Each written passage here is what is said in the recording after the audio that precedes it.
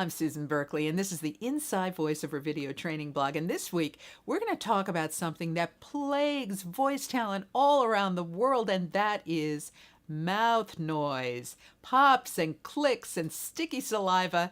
And there are a number of things you can do about this, including one new invention that I'm going to tell you about at the end of today's blog. So first, let's take a look at what causes mouth noise. The first, believe it or not, is stress. It's really important to work in a relaxed way, because if you're feeling nervous, if you're feeling angry, if you're feeling stressed out, your saliva is going to do one of two things. It's either going to get really thick and clicky, or it's going to start to run and you're going to feel like you're drooling, like I feel right now when you're working. So you got to chill. That's the first thing that you want to do. Second cause is actually plain old dehydration. Now, everybody knows you want to drink water during a voiceover session, but you probably didn't realize how long it takes for your body to absorb that water, and it's about 2 hours. So if you know you're going to be recording, hydrate yourself beforehand and make sure when you wake up in the morning you drink a nice big glass of plain water, because you're probably dehydrated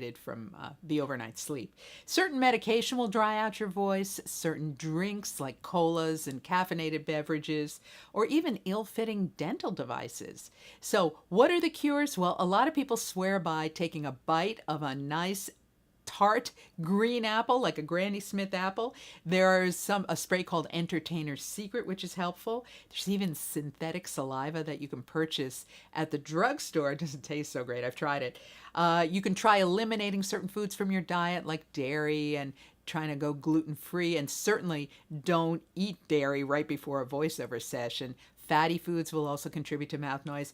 But there's something digital that you can use, and we use it. It's called Isotope. This is a piece of software. It's expensive, so I don't recommend it for beginners, but it's something you can add to your list. Isotope. And this thing gets rid of pops and clicks. So there you have it. Everything you need to know about mouth noise and how to get rid of it. See you next week on Inside Voiceover.